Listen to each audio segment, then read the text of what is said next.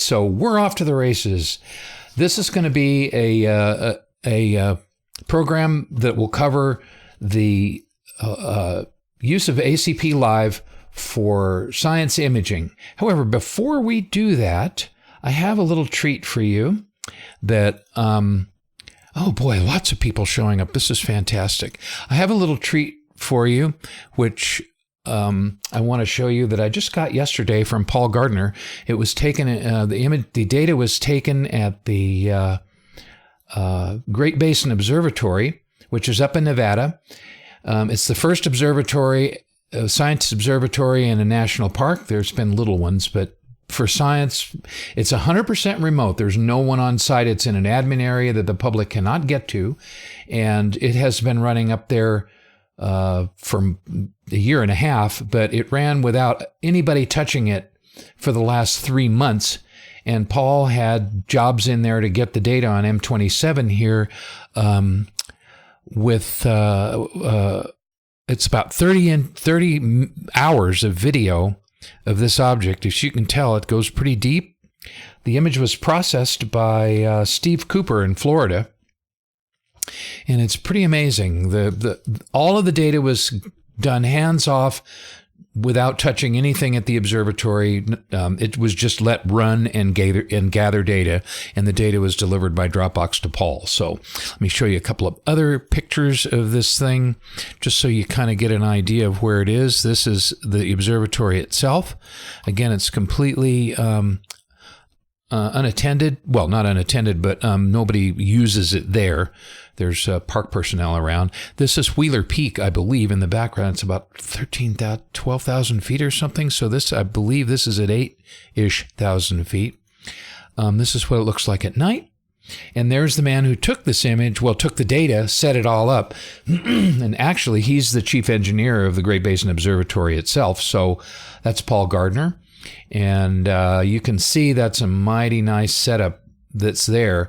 But again, I want to stress the fact that even though there's a phone and all this other stuff there, no one sits in that observatory, period. It's there as a engineering station only.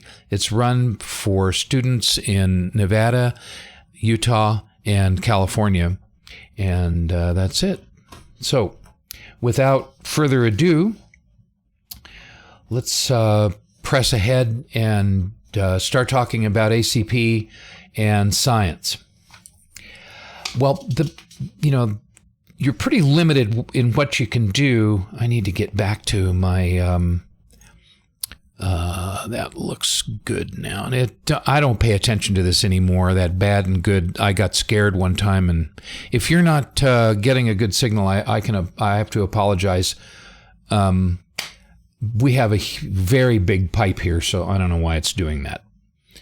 I guess Stevie will come in if it's not coming completely through. Hope we don't have any more technical difficulties tonight. I'm kind of on a roll right now. All right, so if you're using the web browser, your options are very limited for science. You can basically set up a series using the web, and let's see, a color series. So you can just set up a single series. You can't control the timing. You can't control pretty much anything. You have no way to repeat things. So and the reason for this is everybody's needs for science are different. And so what I've done is put a toolbox together with which you can do just about anything, as I'll show you. But it means that you need to understand all of the tools that are there in the toolbox. Then you can really make the most of ACP for your science imaging. And that's really the message of this video. I'm going to try to show you everything tonight, but there's a lot there, and I'm going to try to guide you into the place where that information is, and you can go back and look at it later and kind of use your imagination and see what you can do to put things together. But this is very limited. I'll get back to this in a minute, but right now, what I'm going to do is put up this, and we'll start here. The first thing is that ACP fundamentally, and this is important, it's a multiple target system. So when you launch a job in ACP, it's not like some of the other automation stuff where it's all for a single target or you have to manually move around or whatever. It's from the very beginning, it was developed as a multi-target system. Also, it will handle imaging in multiple filters. Now, that seems pretty basic, but it's important because I talk to people that sit on one target all night. And, they think that it's going to break or something's going to happen when they shift targets or whatever. That's not the case. I just got off the phone this afternoon, and I want to just tell you who I talked to Eric Dose, one of our customers, and he is a science imager. He does long period MIRAs for and turns the data into AAVSO. He'll do 60 to 80 different targets every night that he can, and with that, he also does Landolt fields at several times a night so that he can calculate the extinction. So he's doing all sky photometry, and it's quantitative all sky photometry, and he'll do, as I said, 60 to 80 objects a night. And I'm looking here. I can't read my own writing. Oh, well, anyway.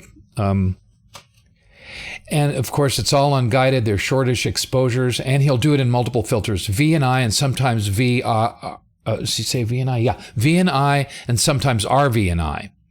So each night he sets up an ACP observing plan, feeds it to ACP, and then it bounces all over the sky and gets this data. So again, it's a multiple target system, and that's what Eric uses it for. That's not the only thing, obviously. There's a long time series. You can sit on a cataclysmic variable on a night that it's supposed to be in outbursts, and you can measure that, do asteroid light curves, all sorts of things that people do and that you can do with ACP observing plans. So we'll go over some of the things that you can do with an observing plans, but the most important thing for science that I really want to get you to understand are the 3 levels of looping that are available. And let me go sets, repeats, and filter groups. This is really important to understand, and it's fundamental to the way ACP works. So, as it says here, each target, this is a target right here, M51, or it could be a GCVS star or whatever, can include a filter group, that is, multiple images in multiple wavelengths with multiple binnings and multiple counts. So what this means is 5 images in red, binning 2 and 180 seconds, followed by 8 images, binning 1 in clear 240 seconds.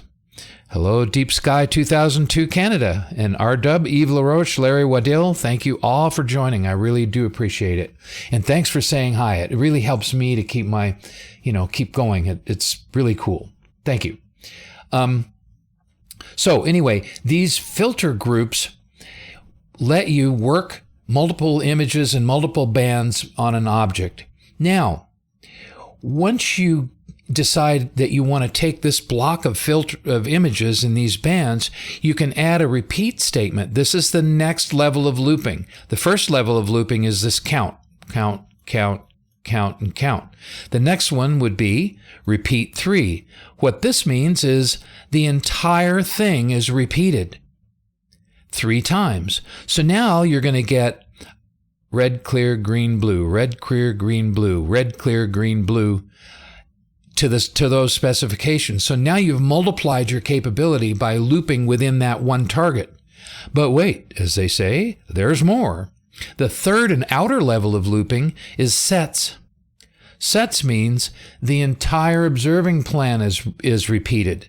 So in this case, the M51 data gets acquired, repeated 3 times, and then the M13 data is repeated twice, and I want to draw your attention to something else.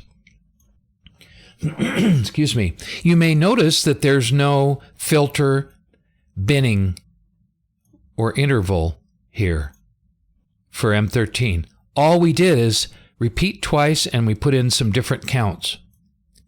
So what happens here is that the filter, the binning, and the interval carry from target to target. So there's a shorthand that you can use when you're writing these plans by yourself that makes things even more powerful. Now, let me draw your attention in the manual here to the directives, which this repeat and filter, these are all directives. That's what those are called.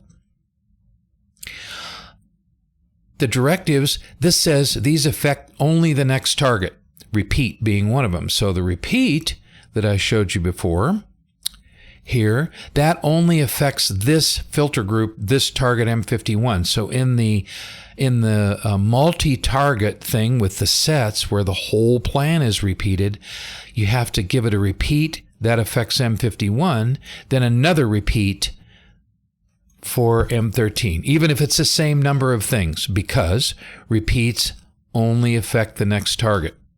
Okay, I'm going to skip by these things and because I'll come back to them. These affect the current and all subsequent targets. So what I said here is once you specify the counts, the intervals, filters, binnings, subframe, that carries from target to target to target. So if you have that set for the first target and that's good enough for the next target, then let it carry. So while you're writing these targets by hand, you can get away with that shorthand. All right. So it's important. I'm going to go back here and once again stress, without overdoing it, really try to understand the sets, repeats, and filter groups, because that's going to give you the power when you're writing your own plan to do a lot of stuff and a lot of flexibility without having to repeat. I mean, if you use the planner, that's kind of brain dead because it's dumb and it just puts stuff out. It's smart enough to create filter groups, but it isn't smart enough to really create complicated plans with long series and things that will help you. So this is important. And again, I want to encourage you to write plans by hand if you're doing things for science. All right, the next thing is, one of the things that is important for science, especially if you're doing time series, which is a typical kind of thing you do for science imaging, is to maximize the cadence. In other words, if you're doing time series for Fourier analysis of the light curve of a star, for example, or whatever, a lot of times you're going to want to take images back to back as fast as you can without any gaps between them.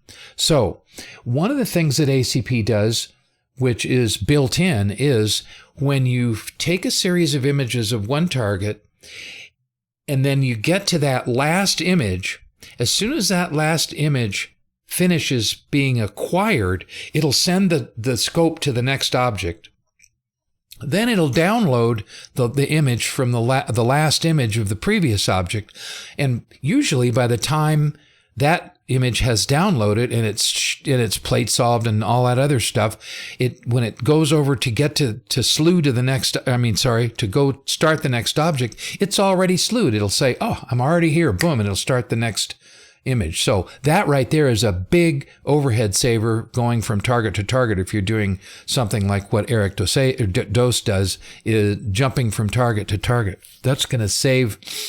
That saves him a lot of time. But there's other things that you can do as well. And I want to show you right now an example of what I'm talking about. Here would be a plan, a simple plan that has just two targets. And all of this is going to carry from target to target here. So I didn't have to do anything. I have two different targets. Each one of them is going to get this series of 300, 300, 450 RVB and so forth. And when we look at the log, we'll see, this is maybe going a little fast, but here's test one. And it's going along. It's doing one, filter R, 1 of 3, V, 2 of 3, and B, and then here we go, right down here, starting target 2. If you'll notice what it says here, scope is already there. How did that happen? Look up here. it detected can pre-slew to the next target. And now, 4 seconds later, there's the thing, the image is downloaded and it does the post-processing. So I wanted to show you, sorry, I keep itching my nose, that's what's going on. But there are other things that you can do with the plan info besides this, which is always the case. Occasionally people have to disable it because they have a misbehaving camera or whatever, and that's what that disable slew overlap switch on ACP is for. That's basically an accommodation for broken hardware, which I had to put in years ago, unfortunately. But let's see, we'll go back to ACP help. All right, so the next thing here to achieving a higher cadence is to use some directives in here that will help you do that. And the first one I want to point out is no preview.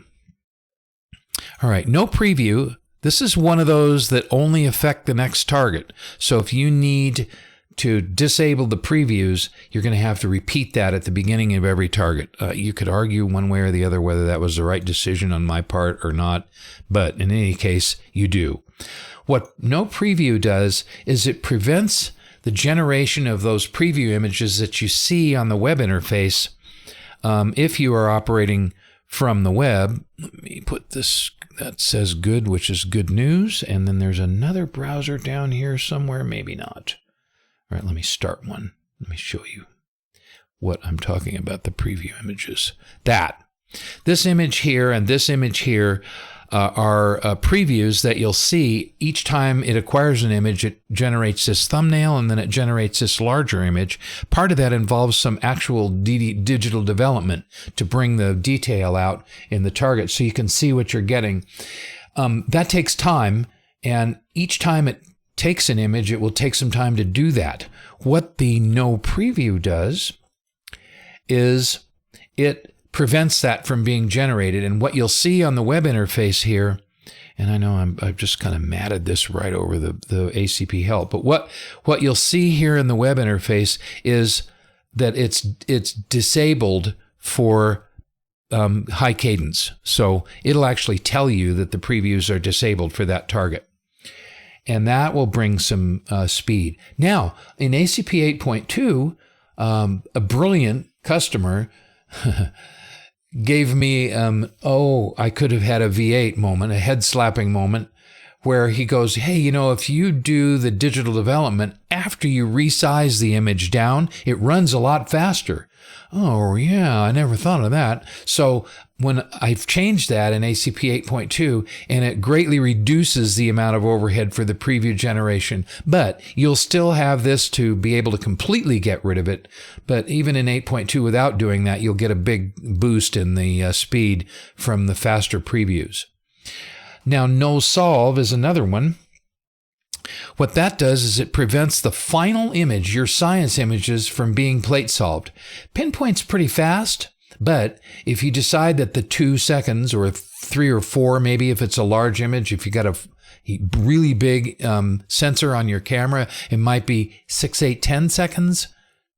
That's big. You can get rid of that.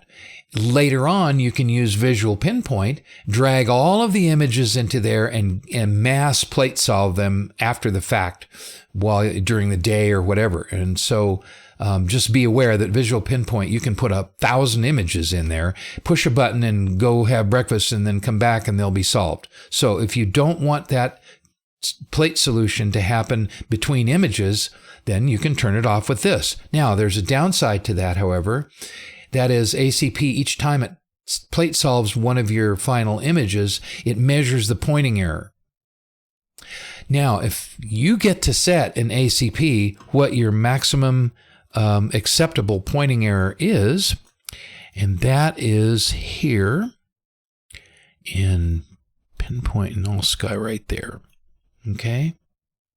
I don't know, you can't really see that very well, but that's it, it says max pointing error here, and I have it set to 5 arc minutes because this was for a test on a large wide field imager. But anyway, that will, when each time ACP solves the final image, your final data image, if it sees the pointing error greater than that, it will do a pointing update. That is, it will take a short image, download it, plate solve it, move your telescope or sync and move it, depending, and recenter your object. So you will lose that automatic recentering if you turn the no solve on. Okay.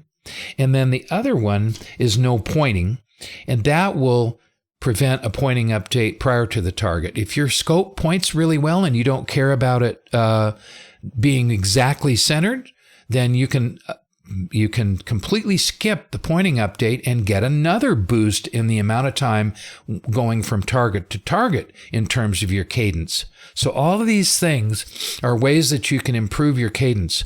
Larry's asking, what's the most productive thing to throw a focus command into a written plan with multiple objects? There is an autofocus directive right here. And then you can control when the autofocus occurs by just putting autofocus. Now, it says here, see sets, repeats, and filter groups. Automatically refocuses before each filter group in the target. What that means is that it's going to focus a lot if you have those repeats. So just to keep in mind that this is going to happen before each filter group. So if you have a repeat 2, it's going to focus twice for the same target. And if you have sets, it's going to focus before every target. Well, no, it'll focus before every target that you put this ahead of or in front of. I hope that answered your question, but this is how you can force the autofocus. Otherwise, you can, and it says here, consider the AF interval directive, which will just focus, every so often while you're working, and you can't predict in your series or whatever that's happening. So that's a good point. And Larry, thank you for bringing that up. I don't have that in my notes. If you use AF interval, you don't know when it's going to come, and it will interrupt a series. And if you need that series to complete the Fourier transform on a curve or something, it can screw you up. So you should probably control your autofocus by using these autofocus directives. That's a good one. Thank you, Larry. That is a really good one. I think I had trouble with my nose itching the last time, too. This is weird. Anyway, so far I've covered the 3 levels of looping and how to improve your cadence. So I know I'm going really fast, and, I just, if there's somebody who has a question about those things, please feel free to ask now. I don't care. I stopped for Larry. I'll stop for you. Ask a question. And even if I start on the next topic, which is going to be, let me get this. I think this is a bit loud. Let me just bring this down a touch. There we go. The next one's timing control, and that is how to control the timing of the acquisition of your images. And there are some directives for that.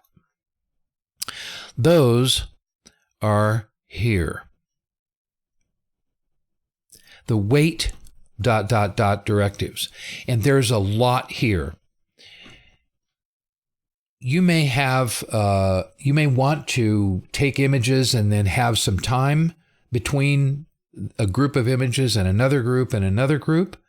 Or you may want to have your plan acquire some images and then wait for another target to get into a certain position before you start acquiring images for that one.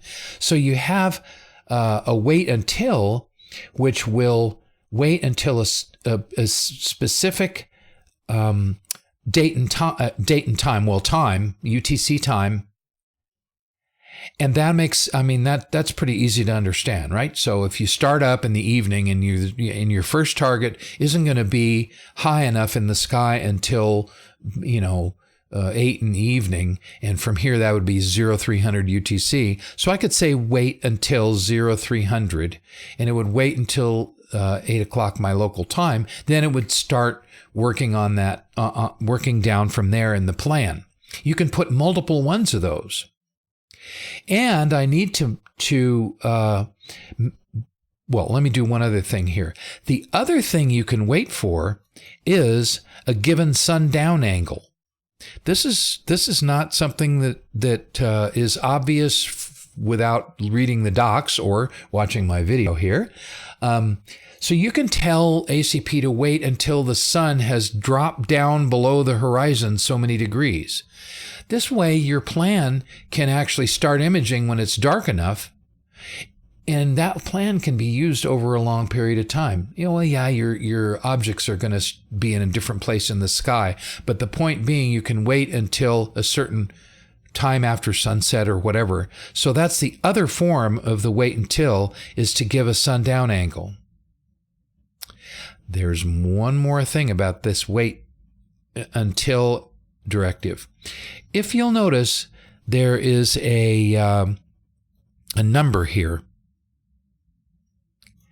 So wait until 1 and then the time, or wait until 2 and then a time. This would be a date and a time. This would be a time. All right, so let's see. What about dark frame for each exposure? Stand by, Deep Sky 2000 Canada. I'll get back to your dark frame question in just a sec. Well, I'll answer it now. Dark frame for each exposure, no, it doesn't do that. You have to take the dark frames yourself. Those, you could do that. You could program it within a target, but the dark is considered a target. Same with bias, and both dark and bias are considered as targets. So you can have it take darks, but it's not going to take a dark frame and then a light frame and then subtract them and all of that. That's not the best way to do science imaging, because you can do all that calibration after the fact. So it won't do that. And Ken Menzies, why wait until UTC when you default observatory time to local time? All right, the reason that all ACP plans use UTC is they are portable. I can write a plan and I can send it to somewhere else, someone else, somewhere else, and it will run, and it will run on the right time. If you move a plan from one time zone to another, now all the times in the plan are off. So everything in everything in ACP works on UTC. Your computer can be on local time. In fact, it should be. But all of the times inside ACP plans for these weights and the log files, everything in ACP runs on UTC. And so you just have to get used to, like astronomers do. They all work in UTC. So does ACP. So getting back to this, what I was talking about here was and thanks for asking the questions. I don't mind you stopping me. I will be happy to answer them. This is better than just me prattling on like that, because we'll cover stuff that you guys really want. So if you have a question, ask it. All right. These wait until directives have a number here, and it's kind of, what is that number? Well, what it is, it's the set number. So going back to the form of remember the 3 levels of looping, which I've said you've got to understand those. Sets 2 means you repeat this entire set of targets twice. Well, if you put a wait until for a time in here, you may only want it to wait on the second set or the first set. You may want that wait to only, and the wait on the second set might be a different time. So you might want to wait till 0300 in the first set, and then when the first set goes, you might want to wait till 0400 in the second set. So that would require 2 wait until directives, one with 1 for the first set and 2 for the second set. So again, wait until 0832 in set number 2, no matter what the date is, but if it's for set number 2. And if you put a 0 in there, it's all sets. It'll wait until that time in every set. Sometimes that might not make sense, but it does support that. Okay, so that's one of the directives. Wait for is another one. That's pretty simple. When that's encountered, it just simply waits for that number of seconds. So wait for 30, it says here's the example. So that'll put a 30-second wait in your plan. And that happens before the target. So Weight in limits is interesting, especially for science. Here you can weight for a horizon, a height, an altitude above the horizon. So if you want to wait to start gathering images on a specific target until a certain altitude, until it rises above a certain point, you can use this. Put it in your plan, and the plan will just sit there and wait until that target gets to that position. And then it will start imaging after that. This is a similar one, except it uses zenith distance. A lot of science imaging uses the zenith distance, which is the complement of the altitude. So a 30-degree altitude would be a 60-degree zenith distance. So I don't know why they use both, but in that case also there's a limit, a time limit. So you can tell it to wait until it gets above the zenith distance, and if it doesn't get there within 30 minutes in this case, go on to the next target. The whole target is skipped.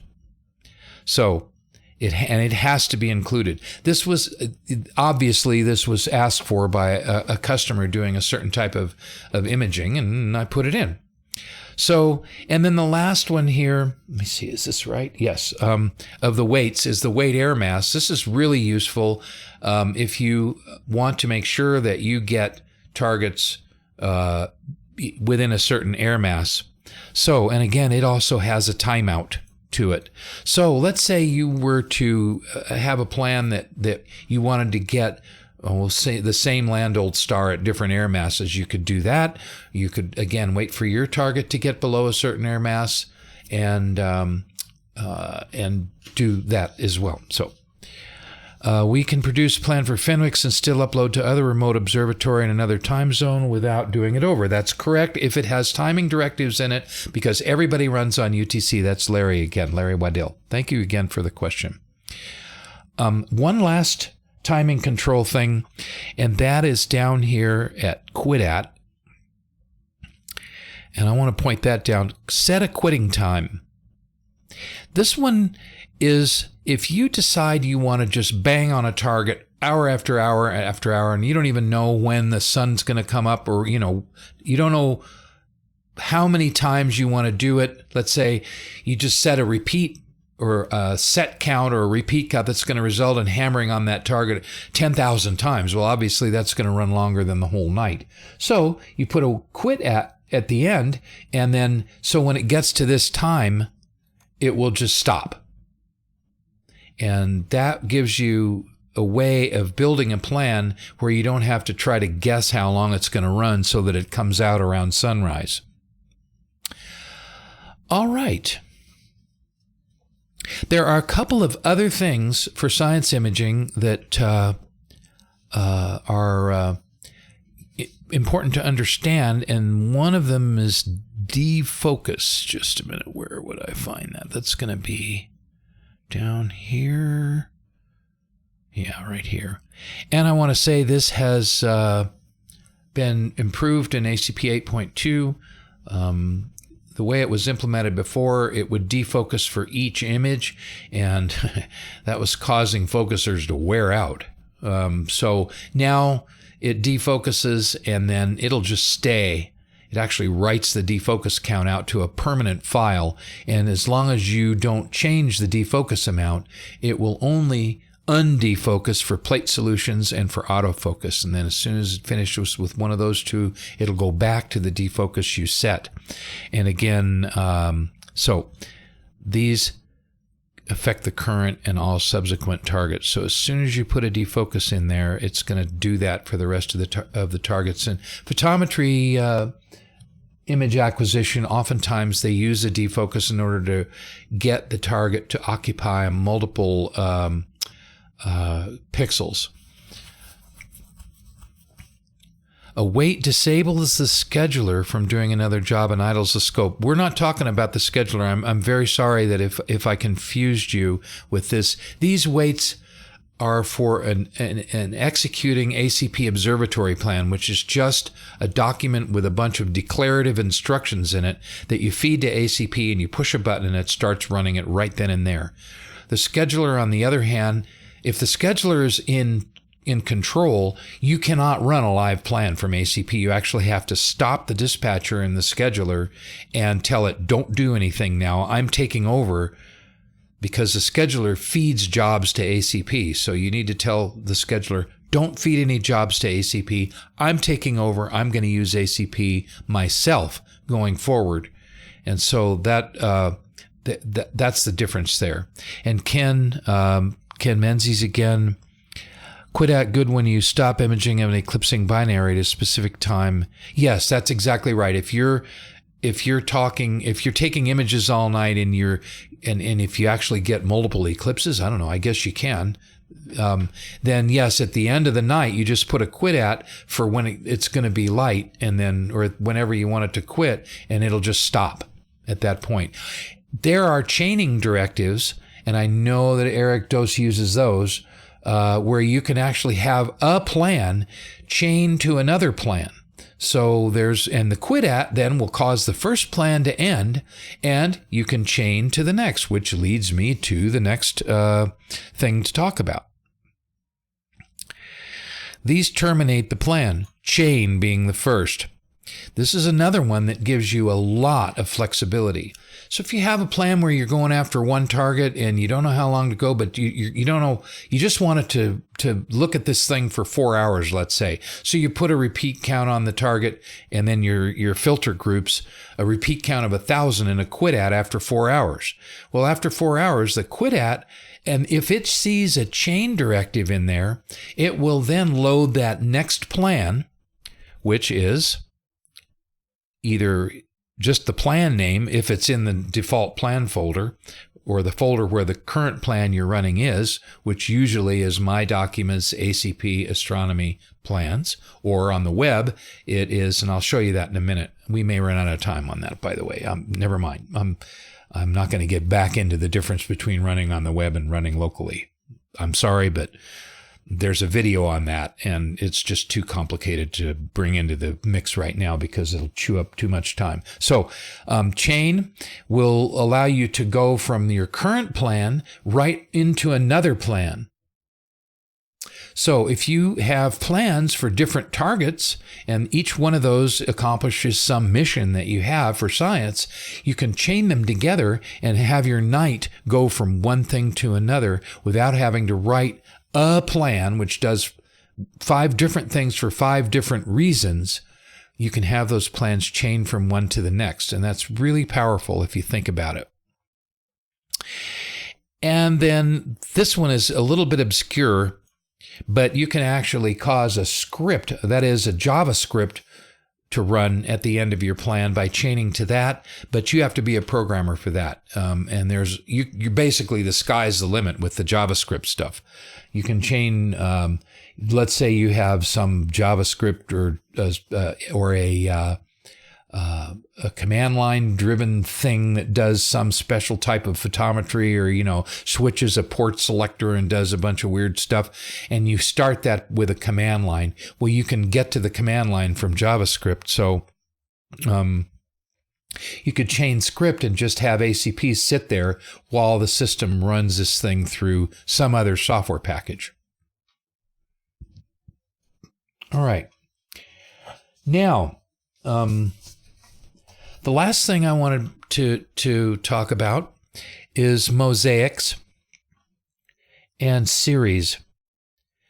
For the mosaics and series, you can use, let me see, that flail where I was off the air. I ended up stopping one program. Hold on, I need to get it going again.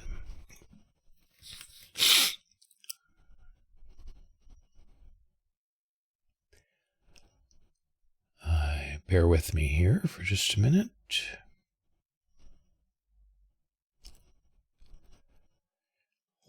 This is the sky. All right. So in the sky, let me get this switched over to this. Here we go. All right. I have to do my own video switching, so bear with me on this. And then I can make this a little bit bigger so you can see what's going on. All right. In the sky, there's a way for you to do mosaics. And that mosaic wizard is, I was just doing this to practice, and of course I can't find it now. Tools, I know it's here. Darn it. Mosaic grid, here we go. All right. So you can use your field of view indicator. In this case, I'll use, well, this is good enough. And then you can set up the number of rows and columns.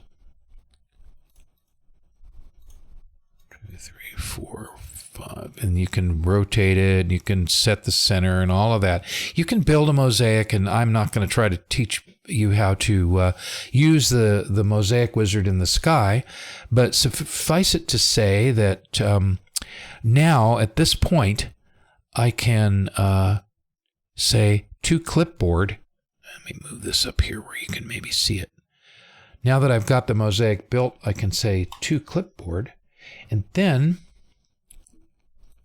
start the ACP planner. These are all things that were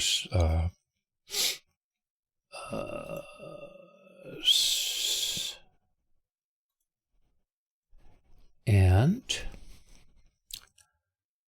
import the sky mosaic. Since it's on the clipboard, this window will show up, and it's asking you to apply one of the presets for the images and the PA of the mosaic and the start time. So let's say I want that thing to start, in a few hours. You can tell it to dither, and you can tell it a minimum altitude and say import. Boom, there's the mosaic, and that's an observing plan. So now you can take and save that plan. I'm just going to save it as some silly name. And now here's our plan. And as I said, the planner is not too smart about this, but remembering that each one of these is a separate target. So you can now edit this and turn this into your science imaging thing by putting the various directives I showed you. It doesn't have the shortcuts in it, and that's because Planner is pretty dumb. But the nice thing is it does give you these coordinates, and you could, and see it puts weight and tills in there and all that stuff.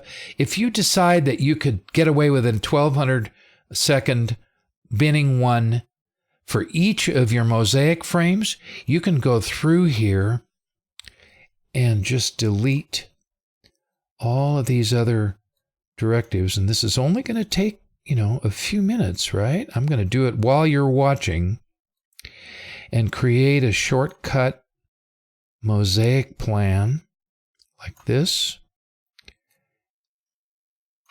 And we're up to 30 seconds now.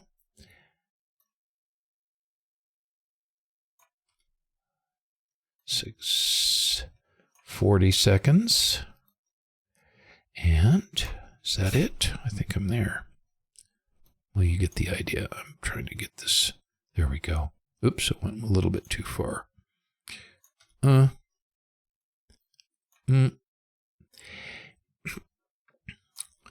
so forth. I'm not going to take up any more of your time, but the point being, that was only about a minute and change. So, and there's my nice little simple mosaic plan, which now you can, do whatever you want with that.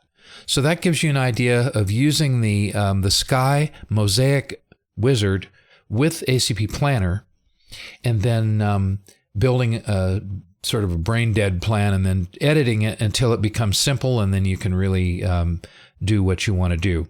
The other thing you can do, which I'm not going to go through because it's a little bit more time consuming, and we're almost up to an hour, is using the Sky's data wizard to produce an observing list. I think I have one in here already, which would be that.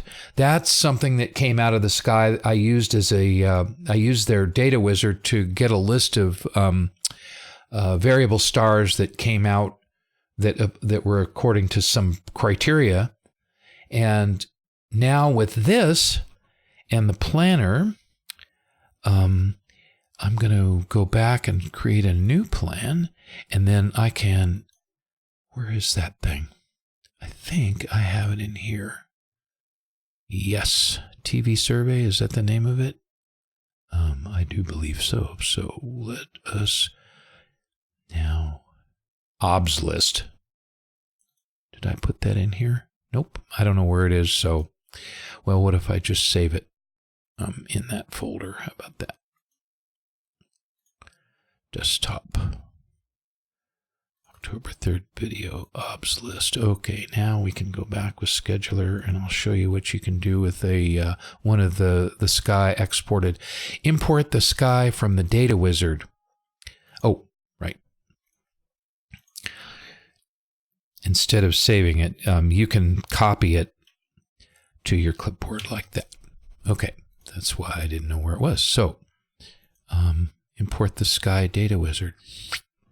And once again, you get an import thing like this. And now you can go through and set your images up for each one. And once you're done, there's not that many more, I hope. I think there's like 20 or 30 I got.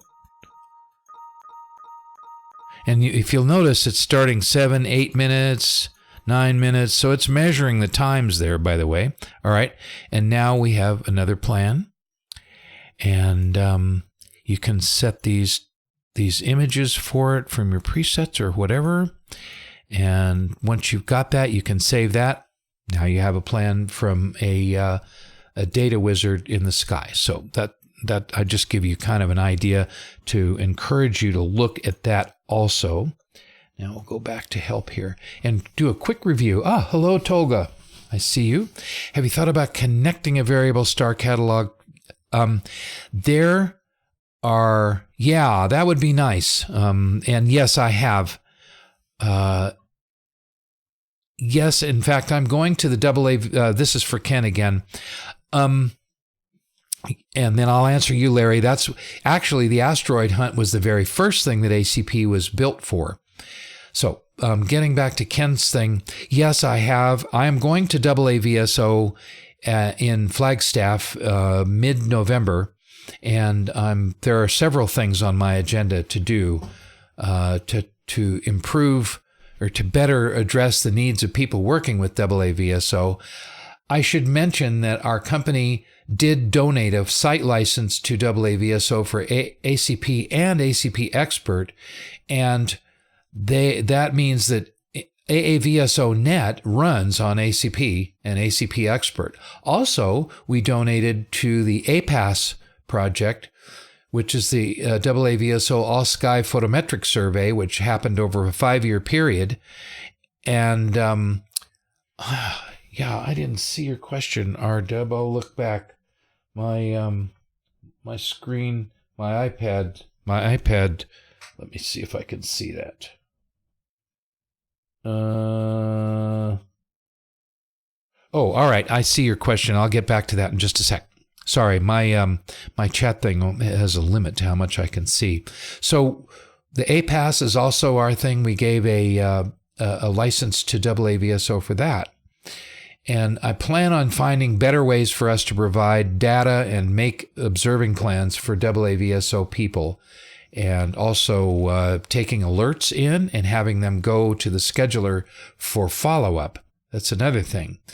There's an old technology in the scheduler right now called VO Events. It was a technical experiment of mine years ago that never came to fruition within the IVAO and IVOA rather, and so it's sitting there, and I think it can be adapted. So there's a lot of things we're going to try to do, but thank you. Oh, and Arnie, I work with him, yes, and thanks, Ken. RW, your question was, we monitor AGNs nightly while allowing general access to students via scheduler. Can the concept of no plate solve, no preview? Yes. The scheduler has in it the similar directives. I'm out of time for tonight, but check the scheduler help. You can put those # directives into the image set description fields and have the no preview and the no solve. Those both can go in there and pick up your cadence. So yes, you can do that. And also in the upcoming scheduler, and the beta is out there right now, by the way, there's improved timing and fixed time things. So if you have timing constraints on things, you can address them better with 8.2. So, and I'll be getting into that in future videos. This has run much longer than I thought, that I had hoped or intended. Those of you who stuck around, thank you very, very much. We really did cover more. It was a little bit ambitious, I guess. And there was a sort of a slow start at the beginning, but that we overcame. So all's well that ends well. And thank you, everybody. Let's see. It looks like there is like 16 people watching right now. That's excellent. Thank you, everybody.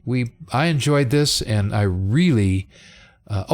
Asteroid hunt. Yes, that's right. You could set up a mosaic like that to survey the sky, a big piece of the sky, and then put the weight directive if you need to. But usually you would set up enough frames, enough points to survey for your asteroid hunt that when you come back around, you've already used up 20 or 30 minutes. And so now you're going back over it again. I should mention that one of my very early customers was Bill Young, who had 4 telescopes banging away, doing asteroid hunting. He was the first amateur to be designated as a survey by the Minor Planet Center. This was in 2001, and I have an asteroid named after me. Denny, you can look that up, thanks to Bill Young. And so that was kind of where we started out. Where I started out was Kit Peak, Jim Scotty, looking at the Space Watch and their killer asteroid hunting, and then addressing that part of science as kind of the first part of ACP's life. So that's it. Again, thank you very much for being here, and thanks for hanging in here for 55 minutes or so of my talking about all kinds of things. But hopefully I've encouraged you to dig in, look at this making observing plans and the sample observing plans, try to understand them, and the various things that you can do. Again, some of the things I talked about tonight, they're also in ACP help. Here's a mosaic. Here's an asteroid follow-up. There it is right there. You can see that it's got weight and tills, and then orbital elements. There's all sorts of things that I did not cover tonight, which I just didn't have the time. So go in here, look at these sample observing plans, and look at the making observing plans, and don't be afraid to write your own plans. That's where you really get the power of ACP for science. And I should point out that you can upload plans through the web interface and have them executed just as easily as you can by manipulating the console with a remote login. You can upload plans. The planner can upload plans. You can upload plans. You can have them cataloged, and then you can execute them right through the web, right from your mobile phone if you need. So there you go. Again, thank you very much. I appreciate it, and I will see you again soon.